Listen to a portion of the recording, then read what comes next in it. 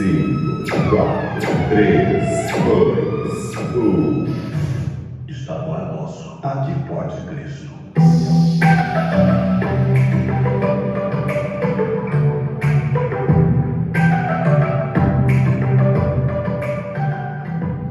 Olá, sejam todos bem-vindos a mais um Aqui Pode Cristo. Tudo bem, Mariana? Tudo bem, Maria Luísa?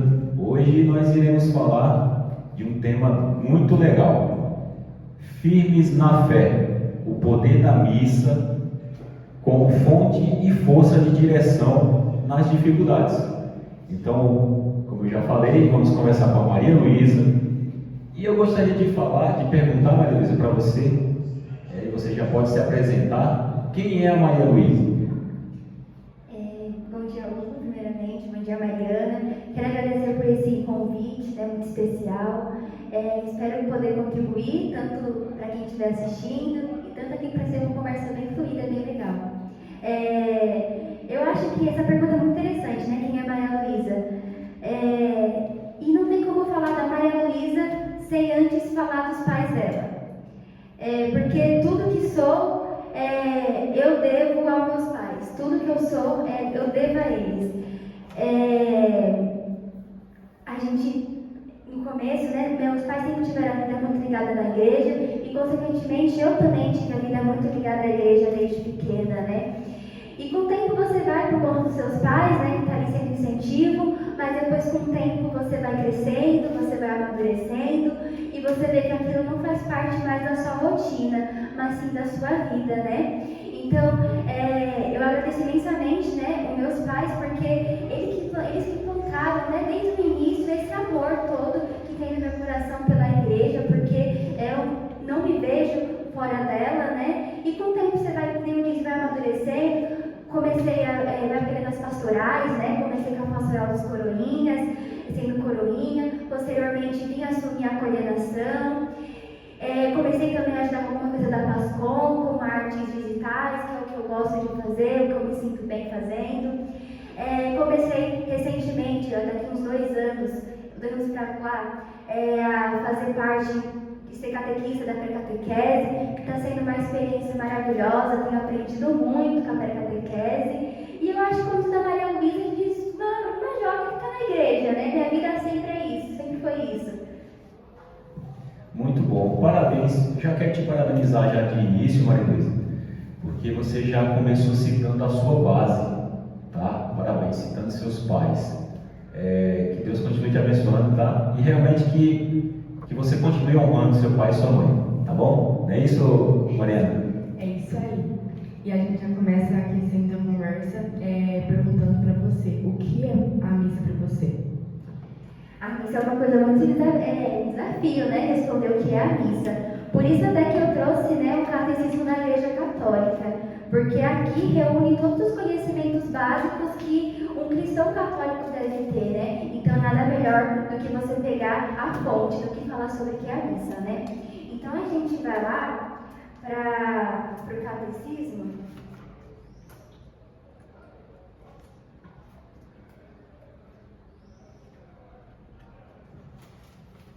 Tá tudo marcadinho aqui, tá, pessoal? Então assim, não tem pressa. Que aqui no catecismo, no parágrafo 1382, né, que está falando que a missa é ao mesmo tempo e inseparavelmente o memorial sacrificial, no qual se perpetua o sacrifício da cruz e o banquete sagrado da comunhão no corpo e no sangue do Senhor. Mas a celebração do sacrifício eucarístico está toda orientada para a união íntima dos fiéis com Cristo pela comunhão.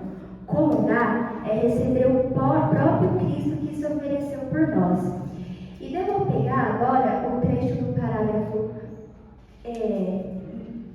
1367, que fala que o sacrifício da missa, ela é um sacrifício incruento.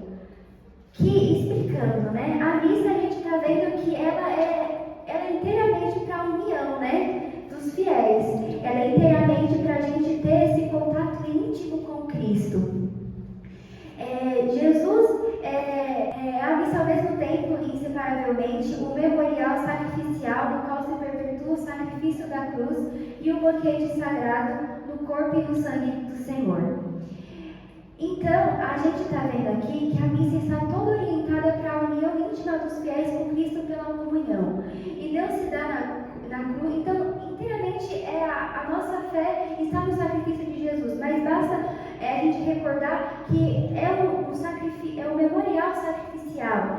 E quando a gente olha o parágrafo 1367, que fala que é um sacrifício incruento, ou seja, um sacrifício sem dor, que muitas vezes nós achamos que, e muitas pessoas nos questionam, os católicos celebram o sacrifício de Cristo, então eles estão matando Jesus novamente. Não. O nosso sacrifício é um sacrifício incruento, sacrifício sem dor. É o mesmo sangue que Jesus derramou na cruz, é o mesmo corpo que Jesus se deu na cruz, mas é de forma sem dor, é de forma memorial, para que tenha essa união que é dita, a união íntima dos fiéis com Cristo pela comunhão.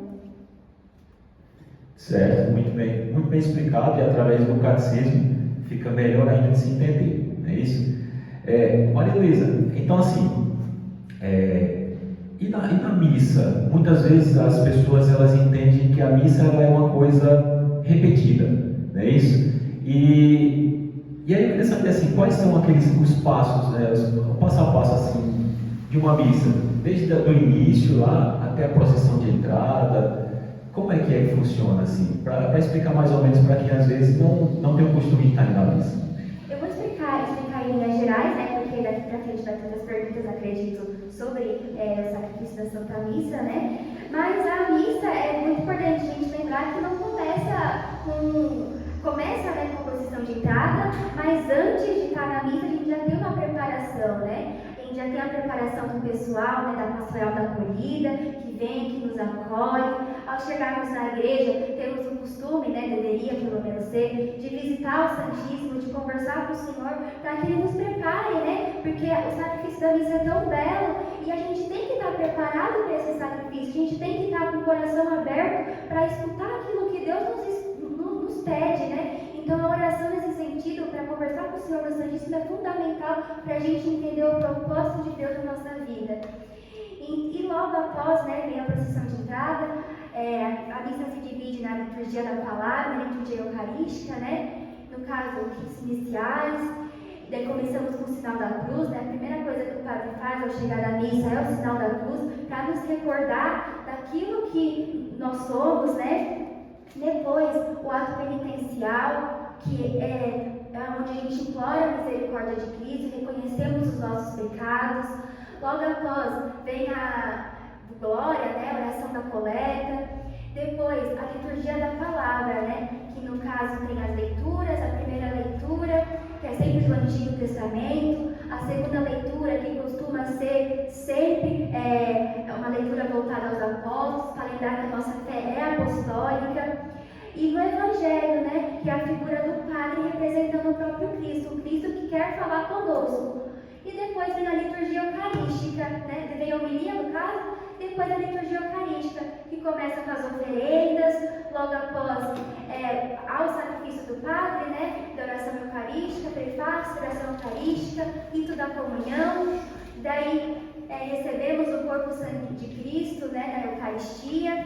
Depois, ritos finais, que começa com os avisos, e depois com a bênção final. Bem passo a passo, basicamente, para se situar. E qual é a função de cada um que serve na missa? A função de cada um na missa é muito bonita, né? É claro que a gente sabe que a missa, ela depende exclusivamente do padre. A única coisa que precisa é o padre. A missa só seria impedida de acontecer se não tivesse uma figura do sacerdote, né? Mas existem as pastorais, existe as pessoas que estão por trás para a gente tentar oferecer à liturgia esse memorial sacrificial de maneira mais digna possível para Cristo. E no fim tem as pessoas que estão na figura das pastorais, que tem essa missão ativa de anunciar a igreja e de fazer com que essa missa seja mais bonita, né? Temos a pastoral da acolhida, que nem eu tinha falado recentemente, né? Que já vem nos acolhendo, direcionando o povo de Deus nos bancos da igreja, como melhor se organizar. Tem a pastoral da música, liturgia, né, que está envolvida já na música, a pastoral dos acólitos, dos coroinhas, a pastoral, tem muitas pastorais, né, igual a gente vê numa missa, igual a gente está vendo a Quaresma agora, né, e a gente tem a Semana Santa. Eu digo que a Semana Santa é a semana mais linda da igreja, né, é a semana que você sente orgulho de ser católico, fica, nossa, como a minha igreja é belíssima, linda, né. Porque, e quando a gente vê o Tríduo Pascal, né, depois do Sábado Santo, né, que é a missa da vigília, que é a base da nossa fé, a gente vê quantas pessoas estão envolvidas para aquela celebração lindíssima acontecer, né. Tem o pessoal da decoração, né, que decora a igreja, a gente vê a liturgia como é magnífica, né, os cantos, como são bonitos, e assim, e essa é a função de cada pessoa na igreja, né, a gente preparar da melhor maneira para oferecer esse memorial sacrificial da maneira mais bela possível. Muito bem. A missa é explicada, o passo a passo dela aí, muito bem detalhado. Então, para ver o tanto, a logística que é para ter uma missa, né? Desde o início lá, quando você está se preparando, você chega na missa, se concentra, vai ao Santíssimo. Então, existe todo um passo a passo, né, Maria Luísa? E aí muita gente, muitas vezes a gente, né, vai à missa e não presta tanto atenção nela. Qual é o significado de você, assim, o significado de sentir realmente a missa, prestar atenção a cada detalhe, justamente para que tem muitas vezes que a gente vai à missa e realmente não presta tanta atenção nela, né, não dá a atenção que ela merece. A missa é um rito muito antigo, né? Totalmente tradicional. E às vezes, é que eu costumo brincar, né? Quando a gente vai na missa, a gente já sabe tudo que vai acontecer. A gente sabe, tem a procissão de entrada, o padre vai chegar, o nome do Pai, depois vai ter os cantos, vai ter o Evangelho, vai ter a homilia, a liturgia, a Eucarística. A gente sabe certinho cada passo da missa, a gente já sabe. É uma coisa que não vai mudar, nunca vai mudar. E às vezes, realmente, por ser uma coisa que não muda, a gente acaba não valorizando, né? E acaba, às vezes, até participando de qualquer jeito, né? Acha que é algo monótono, acha que é algo, tanto faz. Não. E eu acho que para você viver bem a Santa Missa, o primeiro passo essencial é você entender mesmo. Cada passo dela é você entender o que se passa em cada momento, entender o sacrifício da missa para você se entregar de maneira mais adequada a ela e para você viver de maneira adequada, né? Porque você entendendo, você passa a ter amor por aquilo. Para aquilo ter sentido para a sua vida, você precisa amar, precisa sentir, e para sentir você precisa conhecer.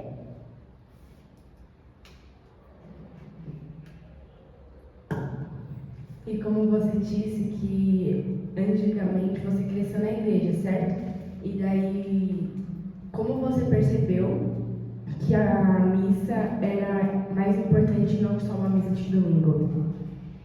A gente percebe que a missa deixa de ser muito mais que um compromisso de domingo com nossas escolhas, né? A gente começa a perceber que a missa realmente faz parte da sua vida, não da sua rotina, quando um grupo de amigos te chama para sair, te chama para viajar, e você fica, mas e lá? Vai ter a missa? Mas e lá? Tem igreja perto? Ah, não, então eu não vou não. E eu digo nem só em questão da missa, eu digo em questão também dos trabalhos da igreja, né? A gente às vezes deixa tudo lá fora, deixa tudo que é da gente para estar aqui servindo a Deus, porque é uma coisa que te completa, é uma coisa que por mais que você deixa, você sabe que você vai receber inúmeras graças em outros lugares. Quando a gente cuida das coisas de Deus, Ele também cuida muito bem das nossas coisas. Então aqui vale a pena. É isso aí. Maria Luísa, vamos esquentar um pouco aqui as perguntas, tá bom? Eu quero saber de você, quais são os desafios de hoje em dia, né, de ser católica, tá? E por que o catolicismo ele é tão questionado atualmente? O desafio maior de ser católico, né, é porque o mundo prega valores diferentes, né, do que a gente vive. A nossa própria fé, o próprio Cristo nos fala, né, que você carrega a sua cruz, me siga, que a única coisa que eu eu te darei, eu estarei contigo todos os dias até o fim. Mas a nossa própria fé é cruz, é desafio. E o mundo às vezes não está preparado para esse desafio e prega valores diferentes do nosso, né? Então, e isso é o maior desafio. O mundo tenta criar religiões, tenta criar modos de vida religiões mesmo para se encaixar no modo de vida que eles vivem e não entendem que o caminho do catolicismo, de ser cristão, é o caminho da cruz. O próprio Cristo nos falou: você pega a sua cruz e me siga. Mas não vai ser fácil o caminho, vai ser de desafios, mas eu estarei convosco todos os dias até o fim. E é isso que está na missa, né? Ele se transforma num pequeno pedaço de pão para mostrar que está conosco todos os dias, mesmo até o fim de nossas vidas. E o maior desafio do jovem é esse. E às vezes também o jovem ele não entende, ele não busca procurar a fé dele. Ele quer ser católico, mas ele não. E quer ser cristão, digo nem ser católico, mas ser cristão, mas ele não conhece a fé dele, ele não conhece no que está basada a fé. E deve qualquer pessoa, qualquer vento te leva. Né? Porque você não está preparado, você não está armado com aquilo que realmente sustenta na rocha.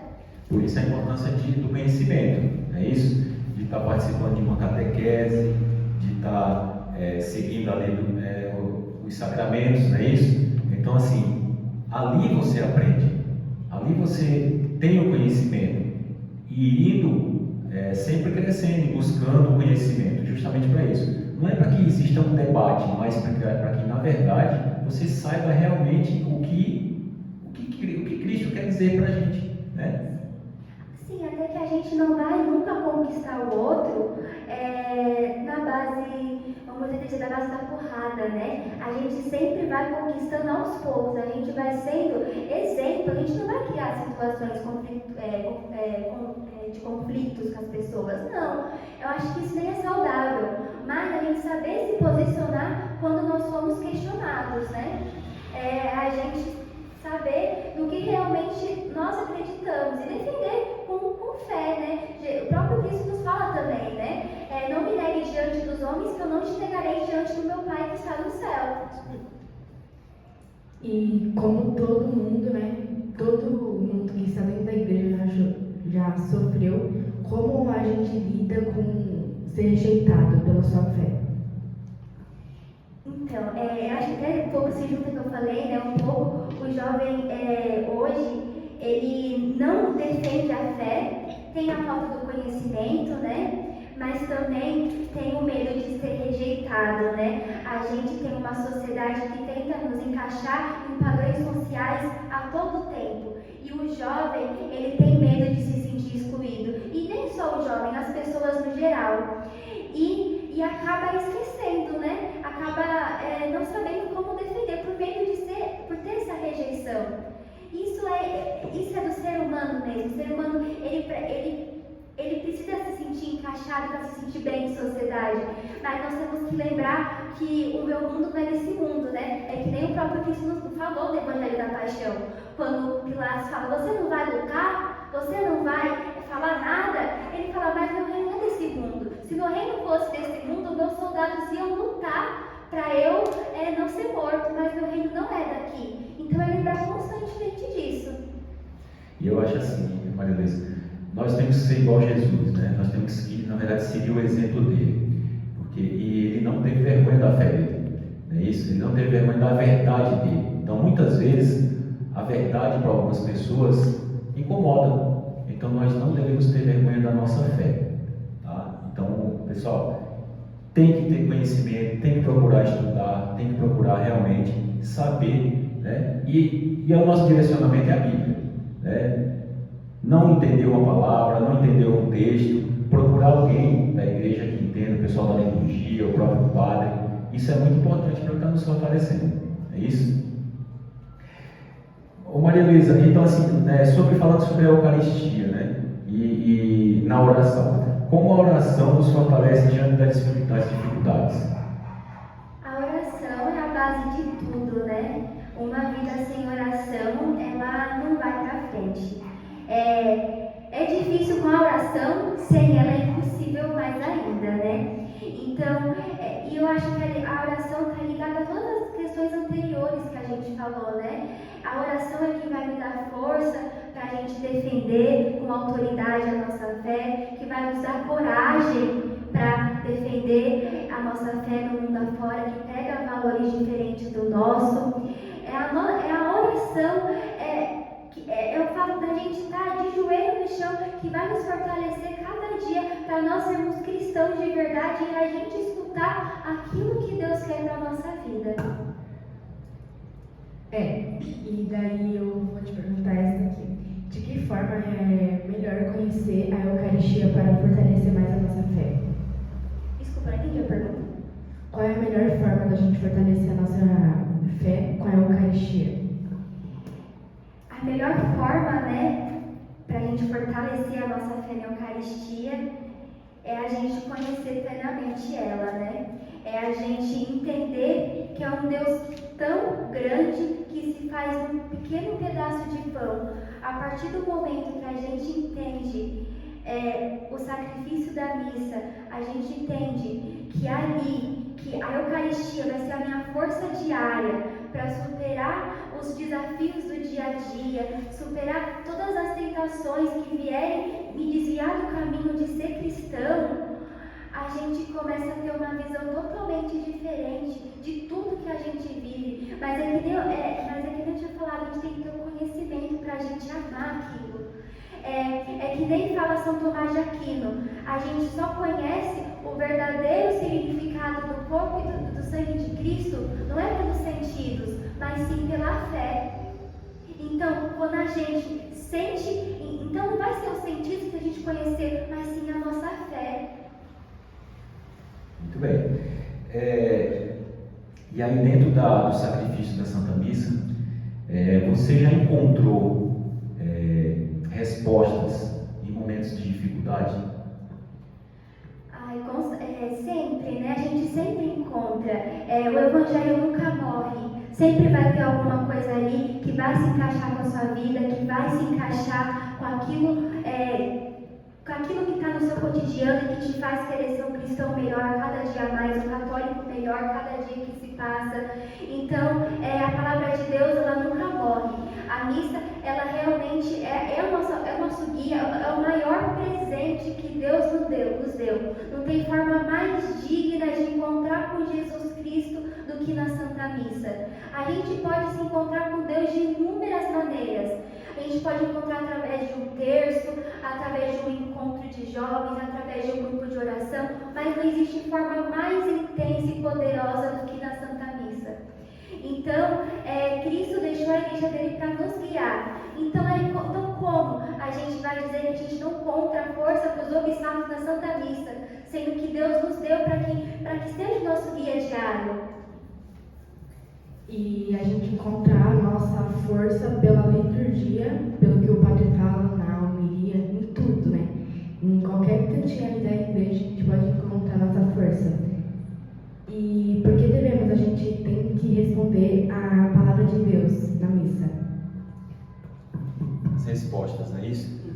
Então, assim, na Santa Missa, acho que ela quer dizer que por que nós devemos responder, né, na Santa Missa, as respostas que o padre fala, isso? O que o padre pergunta lá, a gente tem que responder, é isso? A missa, né, ela é um diálogo, né, é um diálogo também entre nós com Cristo, né, é o sacrifício do Padre, mas também é o diálogo do corpo místico de Cristo junto com a cabeça que é Cristo. Então a gente tem que responder ativamente para a gente estar vivendo esses mistérios da Santa Missa de forma mais adequada possível, né? A gente tem que viver de uma forma que isso seja motivo de transformação na nossa vida. Não que a gente vá só para cumprir uma rotina, um preceito de domingo e ir embora e nada mudou no meu coração. A gente tem que estar aberto. Verdade, Maria Luísa. Você já falou aí sobre quando a missa nos transforma, não é isso? E com certeza uma boa homilia, uma boa explicação do padre, ela nos ajuda muito. Então, assim, qual é o papel da homilia, na sua opinião, na vida do cristão? O papel da homilia, né, é a liturgia da palavra, é o momento que Cristo fala conosco, né? É o momento que a gente escuta aquilo que Deus realmente quer para a nossa vida.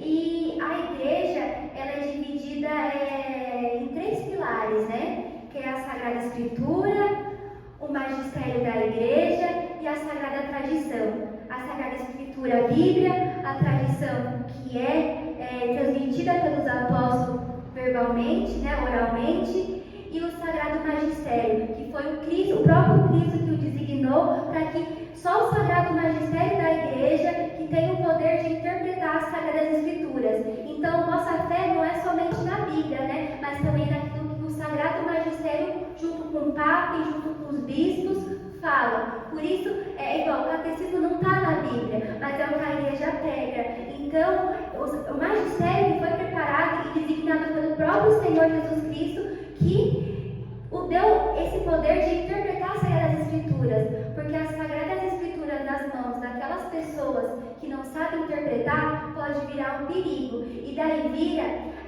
o quê? A gente pegar a palavra de Deus e transformá-la do nosso jeito para a gente querer viver de acordo com a maneira que nos convém. E não é. O papel da homilia é exatamente esse. É o magistério da igreja falando, é o padre interpretando aquilo que a igreja pensa, porque aquilo não é o que a Maria Luísa pensa, é o que o catecismo fala, é o que a igreja pensa, não é o que o padre acha, é o que a igreja manda. Então o padre na homilia ele está pregando o que a igreja manda, o que realmente Deus quer de nós, mas da maneira correta, da maneira que ele seja transformação para a nossa vida, né? E nós jovens, a gente tem muita dificuldade, a gente vê assim pelo mundo assim de fora, que muitos jovens não ficam na igreja, não gostam de ir porque não acreditam na fé.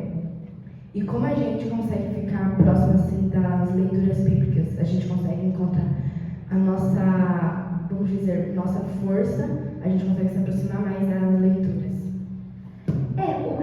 O Evangelho nunca morre, né? O Evangelho sempre será vivo.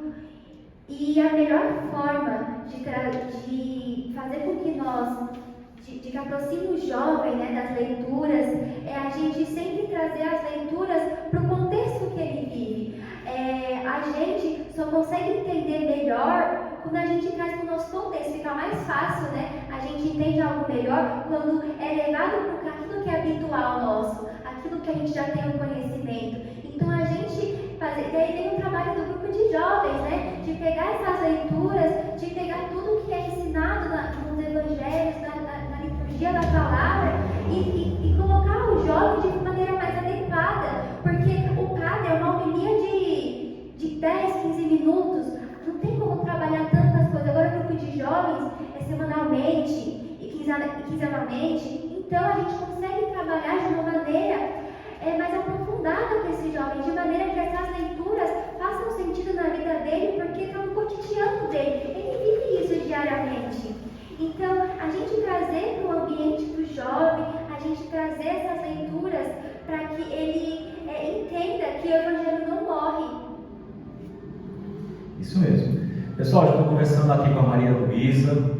Maria Luísa, ela nasceu em berço católico, né? Então já vive dentro da igreja, toma conta das criancinhas, né, na pré-catequese, né, Maria Luísa?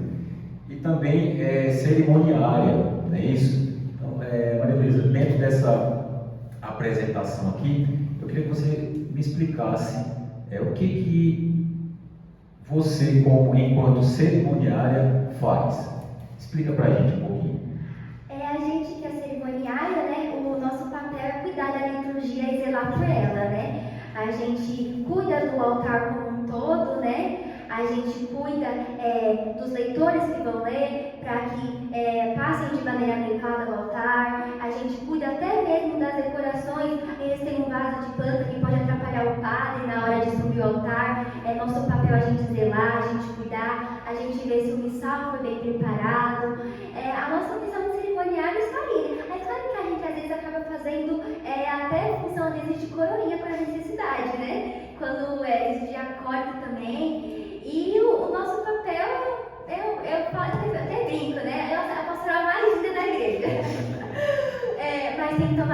cuidado, né? Porque é que nem eu falo muito para os meus coroinhas, né? Agora, quando a coordenação, eu falo tanto para os coroinhas e para os acólitos. O altar, a gente está no lugar VIP da missa, né? Ali a gente está num lugar realmente VIP, a gente está ali na frente. E se a gente não tomar cuidado, a gente fica vaidoso. E a gente tem que saber que ali no altar, a gente está a serviço da igreja. E daí a importância, né, da gente entender que ali a gente só consegue desempenhar bem as nossas funções por obra do Espírito Santo. A gente vê que às vezes que as funções saem mais corretamente quando a gente está, quando a gente não prepara nada, mas quando a gente está menos bitolado, menos preocupado do que quando a gente está ali em cima toda hora. Então, a gente tem que tomar cuidado com a nossa vaidade, né?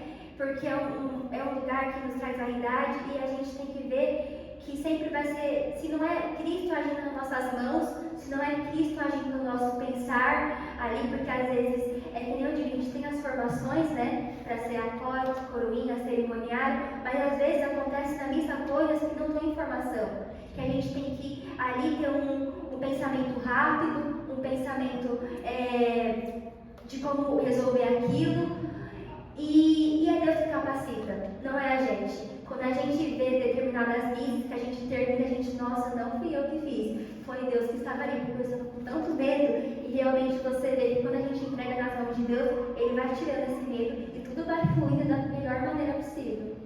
E bom, ainda dentro dessa questão, eu queria saber quanto tempo a pessoa, né, a criança ou adolescente, ela estuda para se tornar coroinha, para se tornar acólito e para chegar até o cerimoniário, né? Então, cada formação, para ser coroinha, cada formação é única. Geralmente a gente trabalha em torno de uns 2 meses para coroinha, mas tudo depende da turma que você pegar, das pessoas mesmo, né? Que no primeiro encontro você vai ter o contato, né? Você vai saber o que aquela criança sabe, você vai saber o que aquela criança tem em mente do que é a igreja, e daí, a partir do primeiro encontro, você consegue preparar. Igual na catequese, né? Na catequese, nos coroinhas, eu só consigo fazer um planejamento anual depois do primeiro encontro, que é no primeiro encontro que eu sei o lugar que eu estou, que eu sei o que aquelas crianças estão precisando, que eu sei o que aqueles jovens estão precisando para eu fazer o planejamento para fazer as formações. Porque às vezes tem crianças que chegam, os pais já são da igreja, então já tem um conhecimento muito bom, então não precisa ficar falando outras coisas, outros assuntos. Agora tem crianças que não chegam, que não sabem quase nada, até oração, às vezes não sabe fazer direito, então a gente tem que pegar desde o início, né, para ensinar todas essas coisas básicas, ver a base da coisa. Então depende muito do grupo, né, para o coroinha. Então com o tempo você se torna coroinha, né, depende de cada padre a idade, tem padre que prefere fazer após a primeira comunhão, mas tem padre também que a partir de 5 anos, 6 anos já pegam para ser coroinha, né? Depende muito do padre, né? Depois, com o tempo, lá para os 14 anos, e daí já é o acólito, né? Já é acólito, e daí a gente fala, já os que tomam conta dos coroinha, né? Organiza as funções, eu sempre digo, os acólitos tem que estar na cabeça tudo que os coroinhas vão fazer, que cada um vai fazer, que antes da missa, né, a gente sempre separa antes das funções, né? Você vai levar o cálice, você vai levar as ângulas, você vai levar as garetas. Então a gente sempre antes separa para no altar, nem está falando da missa, tem que ser o mais digno possível, né? O mais bonito possível para Cristo. Então, a gente fica lá no meio do altar decidindo as coisas, é uma coisa que não é digno para Cristo, né? Então, a gente sempre decide antes, e o acólito é essa pessoa que vai ficar responsável, né, em auxiliar os coroinhas, que às vezes eles são tão pequenos que esquecem, é natural da criança. Então, tá aí o mais velho para orientar, e também os acólitos têm outra função, no altar, ficar no missal, ficar no turigo. E logo após, né, depois de um tempo, a gente percebe que esse acólito fica mais maduro, já está mais firme na fé, já está com conhecimento melhor sobre a liturgia, e daí a gente já vai encaminhando para cerimoniário, né? E daí o cerimoniário já é um trabalho já mais litúrgico, né? Até que o cerimoniário ele não atua tanto na função do altar em si. A função dele é mais realmente orientar os acólitos e orientar os coroinhas. Ele não coloca muita mão nas funções, mas sim esse papel de orientador, de intermediar para que a celebração aconteça da maneira mais fluida possível, né? Esse é o nosso papel ali no altar. E principalmente auxiliar o padre, né? Ali com o missal, tem padres que têm as suas dificuldades, a gente tem, cada padre é único, né? É uma coisa muito importante de lembrar. Cada padre é único, até que às vezes, quando muda o padre, os coroinhas às vezes mudam o jeito de servir, porque isso varia muito com o padre. Então, cada padre tem a necessidade dele. E aí está o nosso papel, de entender essa necessidade e auxiliar o padre da melhor maneira possível, né? Para que a celebração ocorra de maneira digna. E a gente que acolhe coroinhas, né, cerimoniários, a gente percebe como a criança pequena presta atenção assim na missa de vez em quando, e daí a gente tem aqueles conflitos, aqueles imprevistos, né? Enfim, e como você explica quando alguém vai te perguntar o que é a liturgia eucarística? A liturgia eucarística, eu acho que a gente também vai para o catecismo, né? A Eucaristia é o memorial da Páscoa de Cristo, a atualização e a oferta sacramental de seu único sacrifício na liturgia da Igreja, que é o corpo dele. Em todas as orações eucarísticas encontramos isso. Então, a liturgia eucarística é o momento mais belíssimo da Igreja, é o momento mais belíssimo da missa. É um momento que, assim, se eu fosse ler o catecismo, eu nem ficaria até amanhã lendo, porque é o sacrifício, começa com a pergunta das oferendas, né? A gente oferecer esse sacrifício para Cristo. Cristo precisa do sacrifício, né? Mas nós precisamos desse sacrifício. Então, é a apresentação das oferendas, do pão e do vinho. Logo, até nas oferendas, nós percebemos que tem o pastoral da acolhida, que geralmente passa recolhendo as ofertas do povo, e logo após a oração eucarística, né? Porque a oração eucarística é o oferecimento do padre. O padre já não é mais ele, o padre atua na pessoa de Cristo. E aí nós também estamos oferecendo todos os nossos cansaços, nossa fadiga, o nosso sacrifício na forma de oferta. Por isso que a gente dá a nossa oferta, né? Porque geralmente a oferta é o dinheiro, né, que a gente dá. E o dinheiro lembra o quê? Lembra trabalho, né? Lembra o cansaço, o sacrifício do dia a dia. Então é a gente oferecendo o nosso sacrifício diário, né? Por isso que é tão importante a gente, a missa no domingo, o primeiro dia da semana. É a gente renovar nossas forças para começar uma nova semana. E por isso a oferta, o nosso sacrifício, a gente está entregando. Senhor, é o sacrifício da minha semana toda. Então a gente entrega isso para Cristo. E tem o sacrifício do Padre, que no caso se doa para a transformação do corpo e do sangue de Cristo. Já não é mais pão, já não é mais vinho, é o próprio corpo e o próprio sangue de Cristo. Isso que eu ia te perguntar agora, Marinês. O que significa, na verdade, assim, aquele momento, né, da elevação da hóstia? Então você já pode dar continuidade aí também, né? No caso a transubstanciação, né? Já não é mais o pão, já não é mais o vinho, mas é o próprio corpo e sangue de Cristo. É o próprio Cristo, é o próprio sangue, é o mesmo sangue que ele derramou na cruz no dia de sua crucificação. É o mesmo corpo que foi machucado, que foi transfigurado no dia da sua crucificação. Pode tomar uma aguinha aí, porque fala bastante, então seca a boca, né? Certo. Então é o mesmo sangue. E nesse momento da liturgia eucarística, a gente se reúne com todo o coro celeste, né? Com a igreja celestial, com a igreja visível, porque a nossa igreja é muito mais invisível do que visível, né?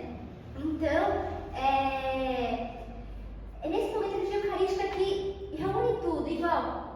Tem um filme que tem um grupo de jovens tinha recomendado, que é O Maior Milagre. Ele é um filme que ele só tem na língua do espanhol, e aí você tem que assistir legendado. E ele mostra o sacrifício da missa, ele mostra até as tentações que a gente sofre para não conseguir participar da missa direito. Até tem um filme, né, que é muito legal, né, que fala sobre essa parte da missa, né. O nome do filme é O Maior Milagre, tá na Netflix. Eu não sei se está ainda, mas eu acredito que esteja assim. Ele está no espanhol, né, mas tem que assistir legendado, infelizmente, mas é um filme que vale muito a pena assistir, porque é um desenho, então é muito simples de entender, né? Porque ele mostra até as tentações que a gente tem antes da missa para não conseguir participar de maneira mais adequada. Mostra, e é tão lindo que nessa parte da oração eucarística vem todos os anjos, né, descendo, porque nessa parte da oração eucarística, da liturgia eucarística, você pode até perceber, né, tem um prefácio antes, que a gente fala que nós nos reunimos com todos os anjos, com todos os santos, com as potestades celestes, cantando a uma só voz, e todo mundo desce, porque é a igreja, no caso, é a igreja militante de Cristo, que somos nós aqui da terra, a igreja padecente, que são as almas do purgatório, e no momento da oração eucarística a gente até reza por elas, né? Porque essas almas não conseguem rezar por elas mesmas, então a nossa missa sempre lembra dessas almas que estão no purgatório, e tem a igreja triunfante, que é a igreja celeste, né? Todos os santos que já estão e anjos que estão na pátria celeste, vamos dizer assim, né? Então, é magnífico, né? Porque mostra essa descida de todos os santos, porque é a união. Por isso até que a missa fala que é uma grande antecipação do céu. Primeiramente porque nós nos reunimos com essa igreja triunfante, militante e padecente, e também porque nós comungamos o próprio céu, né? A gente tem a vida eterna, e a gente tem a oportunidade de comungar a vida eterna, antes mesmo de estar no céu. Então, ela faz viver essa decepção do céu, a missa, porque nós comungamos a própria vida eterna. Então, por isso que faz, cada missa que nós participamos, nós estamos vivendo o céu. O céu está cada vez mais perto de nós. Então, não existe forma mais adequada, mais digna, mais intensa do que encontrar Jesus Cristo, do que na Santa Missa. O que a entrega de Jesus na Eucaristia nos ensina sobre a doação? Tudo, né? Porque a vida de Cristo, ela foi uma doação, a vida dele inteira foi uma doação, né? Ele veio para esse mundo para se doar, ele veio unicamente para isso. Às vezes as pessoas não gostam que a gente fala do sacrifício de Cristo. Mas ele veio para isso, e isso é fato.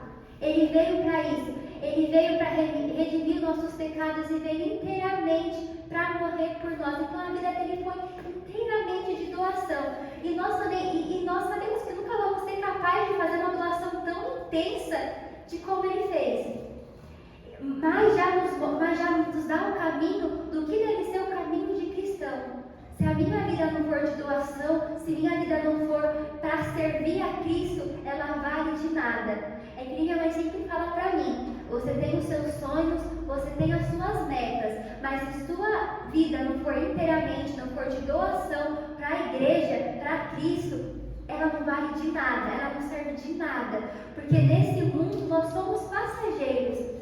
E por ser passageiro, a gente tem uma vida só para adorar Cristo. E como nós estamos fazendo para adorar Cristo dignamente, né? A gente às vezes esquece disso. A gente fica tão preocupado em conquistar coisas terrenas e esquece que a nossa vida é passageira. Esquece que a gente está de passagem.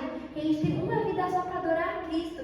E que nós às vezes falhamos tanto nisso. É claro que tem as fragilidades humanas. Nós não somos perfeitos. E por isso existe o sacramento da confissão, para nos deixar reconciliados com Deus, né? Com Jesus, para nós recebermos Ele divinamente na Eucaristia. Mas é isso, né? É exatamente isso. A vida de Cristo foi doação. Então, é inspiração para nós. Se a nossa vida não for de entrega para Cristo, ela não vale de nada. Certo. Ô, Maria Luísa, e aí não é fácil nos dias de hoje, né? Então, a missa e vida cristã no mundo moderno? É uma pergunta que eu vou formular aqui em cima dos dias de hoje, tá? É muito tecnológico, onde todos têm acesso a tudo, e mesmo assim temos jovens, temos adultos, idosos que ainda vivem aí uma vida meio que de solidão.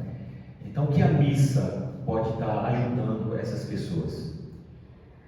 A missa, ela é o verdadeiro presente que Deus nos deu, né? Ela é a forma que Jesus mostrou que estaria conosco. Então, eu acho que se encaixa em tudo que foi falado também, né? A partir do momento que nós entendemos a Santa Missa, entendemos que a Eucaristia, a gente recebe a graça santificante de estarmos, de nos dar força para vencer os obstáculos diários. Nós sabemos que nós não estamos sozinhos, nós sabemos que nós temos um Deus, nós sabemos que temos Cristo para nos guiar, que temos Cristo sendo nosso amparo a todo momento. Às vezes a gente se preocupa tanto com o dia de amanhã, e é normal do ser humano, né? Nós somos tecnológicos, nós temos a tecnologia toda a nosso favor, né? A partir do que nós queremos saber alguma coisa, a gente já vai lá e pesquisa, já sabe tudo na hora. E isso nos faz ser ansiosos, isso é fato. E às vezes quando demora um segundo a mais fica, A né? gente já fica agoniado, exatamente. E assim, eu acho que esses meios, é claro, ajudam demais. Eu que sou jovem, então, eu uso direto das tecnologias ao meu favor para me ajudar em determinadas coisas, né? Mas a gente tem que entender que o tempo não é nosso também. Por mais que uma tecnologia que a todo instante está disponível para nós, o tempo não é nosso, o tempo é de Deus. E a partir do momento que é difícil compreender, não é fácil não. A gente fala como se fosse uma maneira fácil, mas a gente sabe que não é. Leva um tempo e é muita oração, é o poder da oração. Até contando um pouco mais de mim, né? Ano passado eu fiz um cursinho pré-vestibular, né, para entrar na faculdade, né? E nós ficamos muito ansiosos, a gente nunca sabe o que vai acontecer. E assim, você entra numa crise de nervos, assim, que você começa a ser grosso sem perceber, que você começa a querer comandar o tempo que é de Deus. E uma coisa que assim me ajudou muito é o quê? Eu começar a rezar o terço. Eu vinha todo dia no trem rezando o terço. Senhor, pega a minha ansiedade, transforma. Eu não posso ficar com isso dentro de mim. Eu tenho que entender que os planos são seus. E é que nem a minha mãe até foi um papel fundamental na minha vida. O que é seu vai ser seu, mas Deus está te preparando para isso. E é aquele negócio de Senhor, eu tenho meus sonhos, tenho minhas metas, mas eu também quero que isso seja da sua vontade. Daí as nossas metas estão sendo de acordo com a vontade de Deus? As nossas metas, a Lina estava conversando, né, a Mariana, a Julia que estava na gravação, sobre, que ela estava falando, né, que eu tenho que me decidir o que eu quero ser, né, o que eu vou fazer cursinho ano que vem. Mas é uma coisa que a gente tem que falar, minha profissão, o que eu estou escolhendo para a minha vida, ela também vai glorificar de certa forma o nome de Deus? Ela de certa forma eu vou conseguir contribuir para a igreja? A minha profissão vai ser digna do ambiente de Cristo que eu sou? É bem por aí. Então tudo no tempo de Deus. Tudo no tempo de Deus. E Ele vai te dar as respostas. É que nem eu falei no dia da palavra. Deus te dá as respostas. Se você pede, Ele vai te dar com o tempo. Mas a gente tem que estar com o coração aberto para escutar e entender que nem sempre a vontade de Deus vai ser a nossa vontade. É verdade. Eu lembro que a sua mãe comentou, se não me engano, no domingo passado, que a sua professora falou assim que Deus, se você passar para a prova, saiba que não foi Deus que te ajudou, foi você, foi pela sua conquista. E o que você acha daquelas pessoas que falam que a igreja para você e que a igreja você não precisa da fé? O ambiente escolar é muito assim, né? A gente se depara com situações que se você não está firme na fé, você fica realmente só por minha conquista, né? Mas não, se Deus não me dá força para levantar todos os dias, eu nem que o cursinho iria para conseguir estudar. Então, assim, a gente sabe que os nossos sonhos têm que ser os sonhos de Deus também para nós, né? Porque a gente pode estar se preparando o ano todo. Se no dia você ficar doente, Deus permitir que você fique doente, você não consegue fazer a prova e todo o seu trabalho foi em vão. Para você ver como nossos planos têm que estar ligados aos planos de Deus para a nossa vida. Aí a gente tem que estar aberto para escutar o que Deus quer nos falar. E daí vem as pessoas, né? As pessoas que falam que não precisam, né, de igreja para ter fé. Mas é que nem a gente falou, a missa é o encontro mais intenso que nós temos com Deus. E Cristo deixou a igreja dele para que nós possamos encontrar ele da maneira mais digna possível. Então nós precisamos da igreja para seguir o caminho certo, né? É que eu costumo falar, né? Quando a gente tá com saudade de alguém, a gente olha uma foto da pessoa e a gente mata a saudade. A gente não mata a saudade da pessoa. A gente até sente mais saudade. Nós jovens, quando começamos a namorar, nós não nos contentamos em ver só o nosso namorado por celular, por videochamada, por mensagem. A gente quer ver a pessoa pessoalmente, a gente quer ter o contato com a pessoa, né? A gente quer estar próximo. Então, por que com Cristo vai ser a mesma coisa? Porque uma missa na TV vai ser o suficiente para eu me encontrar com Deus? Porque eu rezar só na minha casa vai ser o suficiente para me encontrar com Deus? Pelo contrário, tem que ser motivo de ter mais saudade, porque a igreja nos leva, a gente vê como é magnífica, né, nossa liturgia. Igual, a igreja é belíssima, e como aquele lugar, como as músicas, como a calmaria do ambiente, os santos ali, as toalhas do altar nos fazem refletir, nos fazem entrar mais em conexão com a igreja. É tão gostoso quando a gente chega na igreja e a gente fala: Senhor, aqui é o meu lugar, aqui que eu me pertenço. Maria Luísa, em cima da sua resposta, nós temos tantas oportunidades, né, de ir à missa. Nós temos só na nossa comunidade, na nossa Senhora das Graças, né, na Matriz, nós temos 3 missas. Isso, às 7 da manhã, às 10 da manhã e às 19 horas. E temos as outras comunidades. É lógico que a missa, através da televisão, dos meios de comunicação também, ela chega a algumas pessoas que também estão em alguns lugares remotos, né? E aí eu fico imaginando aqui a vontade que essas pessoas não teriam de estar na missa.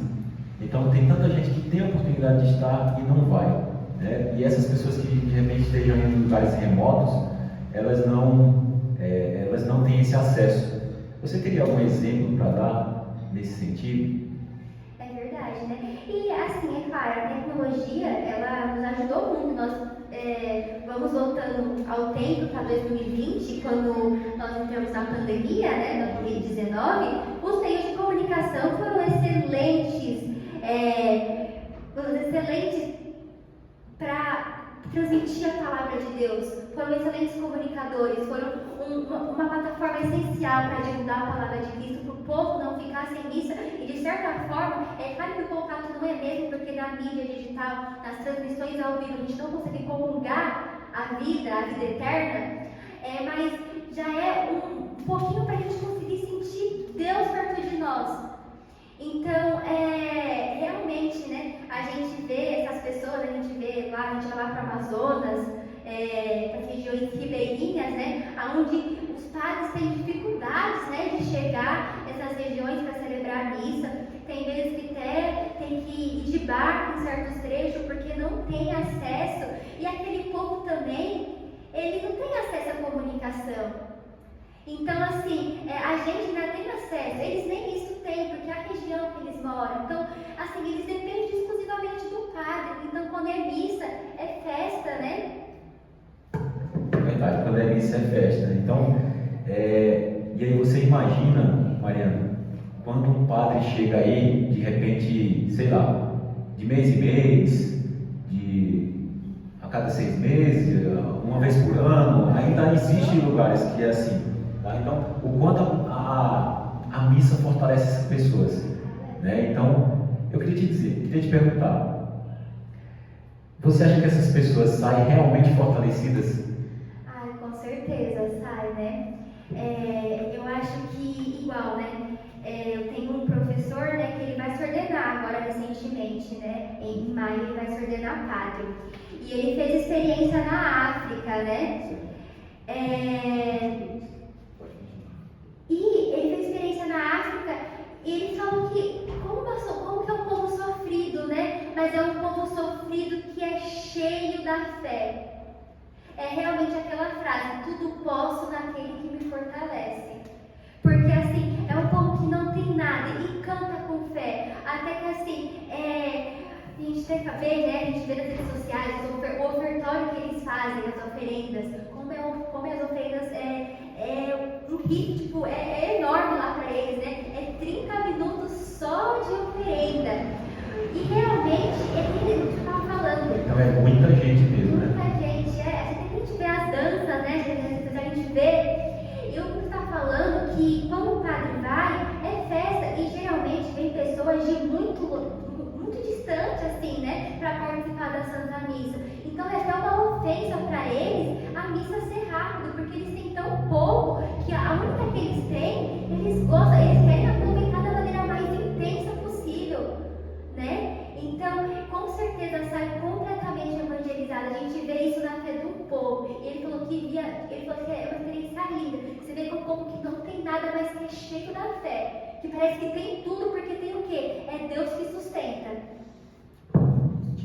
Eu tenho uma tia que ela veio lá de Campo Tony, lá perto de Petrociana, lá em Minas Gerais. Eles têm missa uma vez no mês.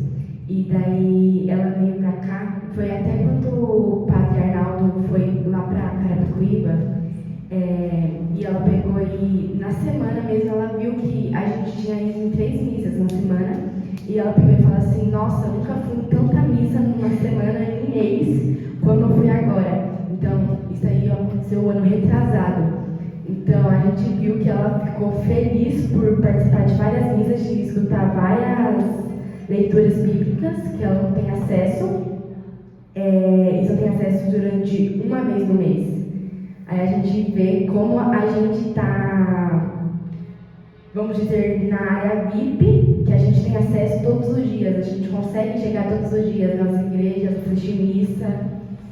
A gente não valoriza, né? A gente tem a todo instante, né? A gente pega só a paróquia, né? Tem 30 horas de missas no domingo, junto com as comunidades também, tem no sábado. E não é também não. A gente já tá falando que é universal, né? A mesma liturgia que é celebrada aqui é celebrada lá fora. Então a gente tem diversas igrejas para ir, diversas paróquias. Então, na região a gente tem 8 paróquias. Então assim, a gente tem muitas pra gente ir. E assim, a gente não valoriza, a gente tem a todo instante a missa e a gente acha que é algo monótono, a gente acha que é algo velho, antiquado. Então assim, você conhecer transforma totalmente seu pensamento. Ô Maria Luísa, e viver bem a missa, quando a gente vai na missa aí no domingo, né? Para iniciar a semana, parece que renova nossas forças, né? Isso para você também é assim? Como que você me explica isso assim? Eu vou na missa no sábado, tem o mesmo valor, a gente sabe. Porém, a missa do domingo, ela parece que renova mais nossas forças, assim, né? É uma coisa que é uma coisa da cabeça também, né? Porque assim, é a mesma liturgia, mas a gente se sente completo no domingo, né? Porque a gente fala domingo, é o dia do Senhor. Então essa palavra tem peso. Até que os mandamentos é o quê? Guardar dias de domingos e festas. Então assim, a palavra domingo tem peso. A gente sabe que domingo é o dia do Senhor. É o dia que eu tiro inteiramente para Ele. Então assim, é o peso da palavra, né? E realmente isso te dá força mesmo. É o início da semana, né? Então você já vai começar o início com a graça santificante no nosso coração. É que a gente tem essa oportunidade de comungar, né? Quando a gente está digno de receber Cristo na Eucaristia, a gente tem essa oportunidade. Então assim, renova totalmente sim as nossas forças. Não tem como dizer que não renova. A gente começa a ver as graças no nosso dia a dia. E quais são os maiores presentes de Jesus na missa e na Eucaristia? Os maiores presentes que Jesus dá pra gente é a Eucaristia, né? A gente já pode dizer isso como o primeiro presente fundamental. A Eucaristia é o presente mais sublime, mais, nem disse esse adjetivo, mas não existe, mas eu vou dizer que é mais perfeito. É o mais perfeito, mais magnífico, mais tudo. É o presente que Deus nos deu para estar conosco. A Eucaristia, a Santa Missa é o maior presente. A nossa igreja é muito rica, né? A liturgia também eu posso dizer que foi um dos maiores presentes que Deus nos deu para nós. O sacramento da reconciliação, os sacramentos, né? Eu digo sacramentos gerais, né? Tem os sacramentos do batismo, a gente tem os sacramentos da primeira comunhão, da reconciliação, da crisma, que são os sacramentos que vão nos aproximar mais de Deus. Deus, ele não está aqui conosco em presença física, mas ele deixou os sacramentos para que possam nos guiar e para que possam ser presença constante na nossa vida, né? Então, assim, eu acho que esses são os maiores presentes que Jesus nos deixou. Os apóstolos, os padres, sabe? Tudo. Eu acho que se a gente olhar a nossa igreja inteirinha, a gente pegar o catecismo da igreja católica, ler, a gente vê aqui tudo. A gente fica, nossa, mas como é lindo ser católico, como é linda a minha fé, como tudo que eu vivo está aqui dentro, está baseado na palavra. Acho que é isso. Muito bem. Vamos conectar o céu e a terra aqui. Vou fazer uma pergunta para você, referente a isso. Como a missa, ela nos une, ela nos leva ao céu. A missa nos leva ao céu, né? Porque ela nos reúne, né? Com a igreja celestial, na verdade. A igreja celestial, né? A igreja nos leva ao céu porque tá a vida eterna, né? A igreja católica é a igreja fundada por Cristo. Ele mesmo disse para Pedro, né? Tu és pedra, e sobre essa pedra eu edificaria a minha igreja. E nem as portas do inferno prevalecerão contra a minha igreja. Até por isso que a gente vê, a gente até vê nas mídias, né? Às vezes padres que são acusados. E geralmente dá ibope por quê? Porque é a igreja católica. Mas quando a gente começa a analisar tantos desafios que a igreja passou, a igreja ela tem muito tempo, né? Então, mais de 2000 anos. Então, assim, quando a gente vê a igreja de Cristo passando por alguns desafios e continua em pé, a gente vê, realmente ela não caiu porque Jesus prometeu para Pedro que nem as portas do inferno iriam prevalecer contra ela, né? Então, a gente vê, então nos leva ao céu primeiramente por isso, porque a igreja católica é a igreja de Cristo, né? E lá está a salvação, lá está a vida eterna.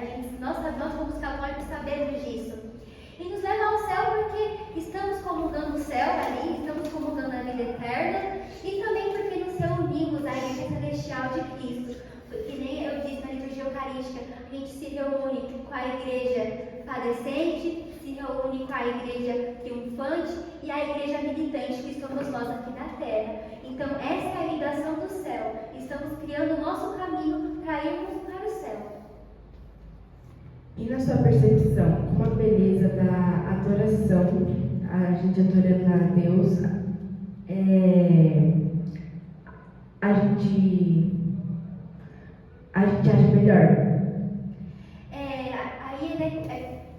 Como a beleza da igreja, né? A gente entra em igrejas, até igrejas antigas, a gente vê a beleza da arquitetura, a gente vai no santuário de Aparecida, a gente vê a beleza da arquitetura daquele santuário, né? Igual tinha a oportunidade de 2017 para a Itália, fui lá na Catedral de São Pedro, a gente vê a beleza daquela catedral, né? Então, a gente entra, a gente se sente completo, né? A gente entra, cada detalhe, né? A gente vê os santos, a gente vê o altar, a gente vê a igreja como um todo, né? Vê quando está a Santa Missa, a gente vê as músicas que nos ajudam a rezar da melhor maneira, a gente vê a beleza da decoração, das toalhas do altar, que a gente acha que não, mas se você vai numa missa e não tem decoração, não tem toalha do altar, você sente falta. Você sente falta, porque é essa majestade que Cristo merece. E a beleza da liturgia é que a gente, a gente até confunde com adoração, mas não, é a maneira mais completa, mais bela de adorar Jesus Cristo. Então quando a gente entra na igreja, a gente vê toda essa beleza, né? E nos ajuda a rezar melhor, nos ajuda a entrar na presença de Cristo de uma melhor maneira. Maria Luísa, mesmo Jesus nascendo numa manjedoura, onde não ofereceram nada para ele, e hoje a igreja tem tudo isso, né? O que você me responderia em cima? Qual que seria a sua resposta nisso? Jesus nasceu numa manjedoura, ao lado dos animais, ninguém ofereceu a casa para que ele pudesse nascer num lugar onde fosse realmente merecedor de Jesus. O que você me explica sobre isso? Jesus se fez simples, né? A vida toda dele foi de simplicidade. E às vezes, até as pessoas confundem que por ele ser simples, a gente pode dar qualquer coisa para Cristo. A gente pode dar o mais simples. Mas o reino de Deus não era desse mundo, né? A gente já sabia disso. Então, por isso que ele se fez simples. Porque aquilo, José, né, a gente foi para São José, dia 19, né, de março, a gente viu aquele homem naquela penúria de encontrar aonde ele ia colocar a Maria dele para receber o Salvador do mundo. Imagina o desespero daquele homem, né? E o único lugar que ele encontrou para conseguir, para Maria dar a luz, e foi na simplicidade mesmo. Mas o reino dele não era desse mundo. E na igreja é a antecipação do céu. E no céu não vai ser simplicidade, vai ser majestade. Jesus Cristo, ele se fez simples, mas ele é o rei. Então nós temos que oferecer o que for de melhor para ele. Até que assim, quando a gente, eu costumo dizer, né? Quando a gente vai receber uma visita à nossa casa, a gente limpa o chão, a gente limpa a casa, né? Quando a gente vai receber um par na nossa casa, a gente deixa a casa mais impecável possível, né? Porque a gente sabe que é uma figura importante que vai na nossa casa. Então é uma visita mesmo, a gente sabe. Então é da mesma maneira que nós temos que nos preparar para Deus. Quando a gente vai para uma festa, a gente coloca a nossa melhor roupa. Então, para ir para a missa, nós também temos que ir com a nossa melhor roupa. Até tem uma música, né, que minha mãe sempre, quando era pequena, me ensinava para mim, né? Que é: coloquei a minha roupa mais bonita para ir na missa louvar a Deus.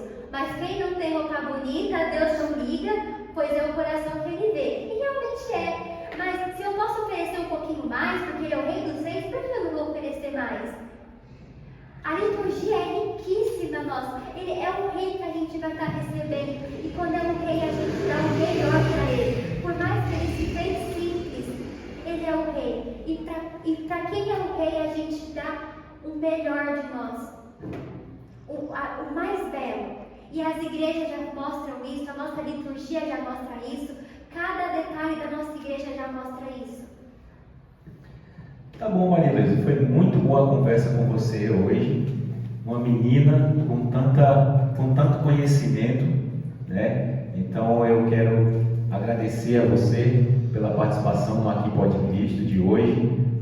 Quero te dizer que foi muito rico e com certeza alguma coisa vai ficar do que você falou no coração de quem está nos assistindo agora nesse momento.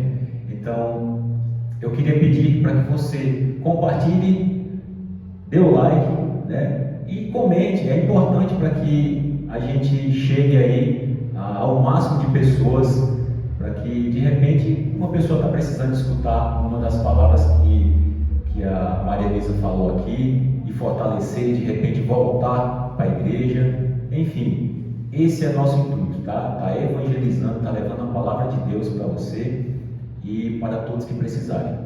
Maria Luísa, eu gostaria que você fizesse aí suas considerações finais. Fique à vontade, tá bom? Agradeço, né, imensamente vocês dois que estarem conduzindo, agradeço principalmente o Hugo pelo convite, né? E espero ter contribuído de alguma maneira. É claro que aqui a gente é o mero instrumento nas mãos de Deus. A gente é o grão de areia nas mãos de Cristo. A gente tem muito mais que aprender ainda. A gente mostra o que a gente sabe para tentar evangelizar, mas tem muito que a gente tem que saber ainda. A fé é uma construção.